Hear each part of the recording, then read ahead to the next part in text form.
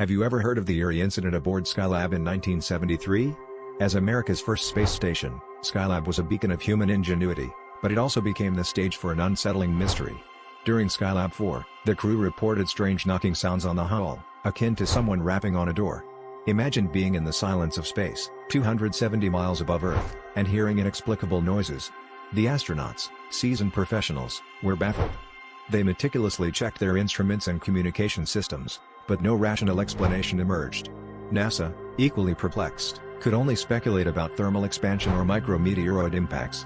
Yet, the sounds persisted, heightening the tension in the cramped quarters. The incident remains unresolved to this day, a chilling reminder that space, for all its scientific wonder, still harbors secrets that defy human understanding.